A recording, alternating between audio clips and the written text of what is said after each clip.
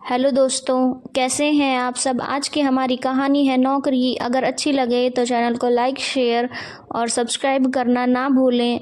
अनु kitchen में दोपहर का खाना बना रही थी। काफ़ी देर से अनु का फ़ोन बज रहा था, लेकिन अनु उठा नहीं रही थी। सोच रही थी थोड़ी देर बाद जाकर बात करेगी, क्योंकि इतने समय से अनु की माँ का फ़ोन नहीं आया था। तो उसने सोचा माँ का ही होगा, आराम से बात करूँगी। फ़ोन लगातार बज रहा था तो अनु ने भी सोचा पता नहीं किसका फ़ोन है। वह गई तो माँ का ही फ़ोन है। फ़ोन उठाकर बोली, माँ थोड़ी देर में बात करती हूँ। तभी उधर से आवाज़ आई, बेटी फ़ोन मत रखना, बहुत ज़रूरी काम है।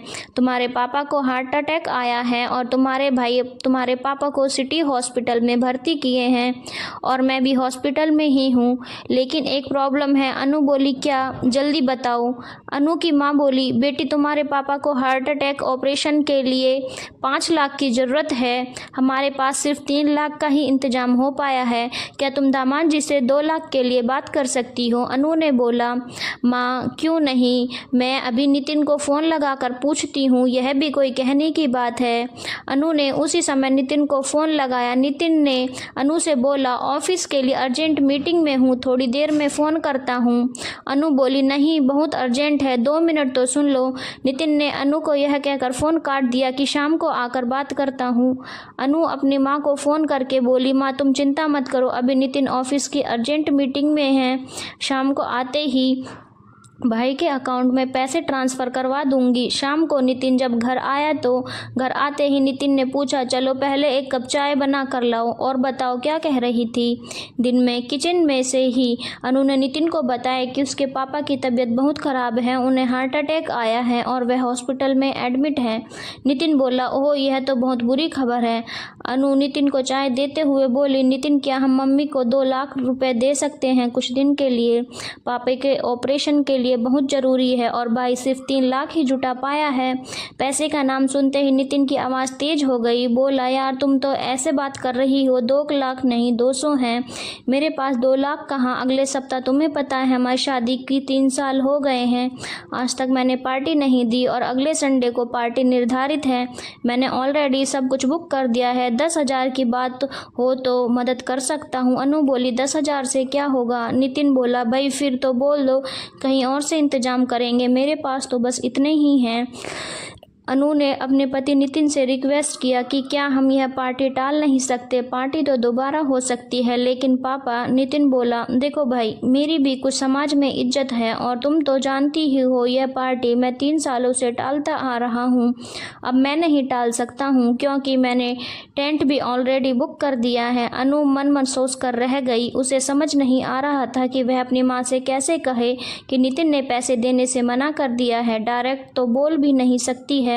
अनु अपनी माँ से झूठ बोली कि माँ तुम्हें तो पता है ना, हमने बहुत पहले फ्लैट बुक किया था और सुबह ही फ्लैट को बुक करने के लिए पैसे देकर आ गए हैं नितिन। वे बता रहे थे, अब मेरे पास 1 भी रुपए नहीं है। अनु इतना कहकर रोने लगी। कोई बात नहीं, जो होना होगा वह होगा। अनु की माँ ने अनु को चुप कराया और कहा, बेटी तो अब तुम चुप रहो, आखिर तुम कर भी क्या सकती हो। माँ ऐसी ही होती है कि अपनी बेटी की मन की बात बिना कहे समझ जाती है। अनु ने खाने के समय नितिन से कहा कि चलो फिर पापा से मिलकर आते हैं।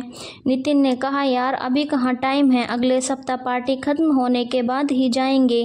अनु अब उदास रहने लगी थी। संडे को पार्टी शुरू हो चुकी थी। अनु की सास और ननद सभी इस पार्टी में शरीक होने के लिए आए थे, लेकिन अनु के चेहरे से बिल्कुल खुशी गायब हो चुकी थी और वह तो अपने पापा के बारे में ही सोच रही थी। यहाँ पार्टी में उसका मन नहीं लग रहा था क्योंकि उसके पापा हॉस्पिटल के बेड पर पड़े हुए थे और उनसे मिलने भी नहीं जा पाई थी। अनु की ननद ने अनु को अकेले में ले जाकर बोला, भाभी क्या बात है, आप इतना क्यों उदास लग रही हैं। अनु ने अपनी ननद से कहा, नहीं कोई बात नहीं, ऐसे ही मन नहीं लग रहा। अनु की ननद ने जब जोर देकर पूछा तो अनु ने पापा के बारे में सब कुछ बता दिया। अनु की ननद बोली, ओह भाभी यह तो बहुत बुरी खबर है, मैं सुबह ही भाई को बोलूँगी वह आपको लेकर मायके जाए। घर के सारे लोग पार्टी करने में मशगूल थे। अनु अकेले किनारे बैठी हुई थी। तभी उसका फ़ोन बजा और उधर से अनु के भाई का फ़ोन था। उसने अपनी बहन से हेलो बोलकर फ़ोन पर ही रोने लगा। अनु बोली, क्या हो गया भाई, क्यों रो रहे हो? अनु का भाई बोला, दीदी पापा को हम नहीं बचा सके।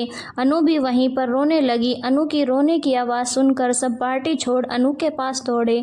अनु की सास ने पूछा, बहू क्या हो गया, क्यों रो रही हो? रोते रोते अनु ने अपनी सास से बताया कि उसके पापा अब नहीं रहे। उसी समय पार्टी को रद्द किया गया और अनु के ससुराल की सारी फैमिली अनु को लेकर उसी समय अनु के मायके के लिए रवाना हो गई।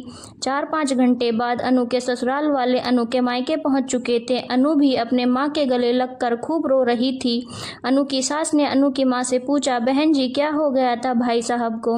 अनु की माँ ने अनु की सास को सब कुछ बता दिया। उसके पापा को हार्ट अटैक आया हुआ था। डॉक्टर ने 5 लाख मांगे थे ऑपरेशन के लिए, लेकिन हम 5 लाख का इंतजाम नहीं कर पाए, हमारे पास सिर्फ 3 लाख ही थे। अनु की सास ने कहा, बहन जी फिर आपने हमें क्यों नहीं बताया, हम दे देते आपको 2 लाख। अनु की माँ ने बोला, मैंने अनु से बताया था, लेकिन अनु ने नितिन को बताई होगी, नितिन के पास पैसे नहीं थे शायद। अनु की सास ने वहीं खड़े बेटे से पूछा, नितिन क्या बहू ने तुमसे पैसे के लिए बोला था और तुमने पैसे देने से मना कर दिया था? नितिन चुपचाप खड़ा रहा, बस इतना ही कह पाया, माँ अगले सप्ताह पार्टी थी तो इस वजह से सारे पैसे इसी में खर्च हो जाने थे। अनु की सास ने अपने बेटे को डांट लगाई और बोला, पार्टी कभी भी कहीं भी हो जाती, लेकिन भाई साहब की ज़िंदगी ज़रूर बच जाती। अगर तुम्हारे पास पैसे नहीं थे तो हमसे बोल देते। नितिन क्या हमने तुम्हें यही संस्कार दिए थे? हमने कभी भी पैसे को महत्व नहीं दिया। हमने तुम्हारी शादी में भी बिना दहेज की थी। अगर चाहते तो अच्छा खासा दहेज ले सकते थे। शर्म आ रही है मुझे तुम्हें अपना बेटा कहते हुए। जीवन मरण बेशक भगवान के हाथ में है, लेकिन हमें अपना फ़र्ज तो पूरा करना ही चाहिए। आखिर हम रिश्तेदार किस लिए कहलाते हैं जब हम एक दूसरे के काम ही ना आ सकें? बेटा हमारी जितनी भी सामर्थ्य है उतना हम मदद करनी चाहिए। नितिन शर्म के मारे अपने गर्दन झुका के खड़ा था। अनु के नज़रों में हमेशा के लिए गिर गया था। अनु के पापा के दाह संस्कार करने के बाद अनु के ससुराल वाले वापस लौट गए। सबके जाने के बाद अनु और उसकी माँ बैठकर रो रही थी। अनु अपनी माँ से कह रही थी, माँ मुझे अपनी नौकरी नहीं छोड़नी चाहिए थी। अगर मैं नौकरी कर रही होती तो कुछ पैसे जमा हो चुके होते मेरे पास और पापा के इलाज में काम आ जाते और पापा जिंदा होते। मैंने नितिन के कहने में आकर नौकरी छोड़ दी। नितिन बोला कि मैं इतने पैसे कमाता हूँ, तुम क्या करोगी नौकरी करके? मुझे क्या पता था कि नितिन समय पड़ने पर धोखा दे देगा। अनु अपनी माँ से कह रही थी, माँ नितिन मेरे रिश्ते में भले ही पति लगता है, लेकिन उसे मैं दिल से अब कभी अपना पति नहीं मान सकूंगी। 13वीं के बाद अनु अपने ससुराल वापस लौट गई थी। नितिन खुद अपने आप को बहुत छोटा महसूस कर रहा था। उसकी हिम्मत नहीं हो पा रही थी वह अनु से नज़रें मिला सके। वे दोनों एक ही घर में रहकर एक ही कमरे में सोते, लेकिन एक दूसरे से बहुत बेगाने हो गए थे। धन्यवाद दोस्तों। अगर आपको कहानी अच्छी लगी हो तो चैनल को लाइक, शेयर और सब्सक्राइब करना ना भूलें।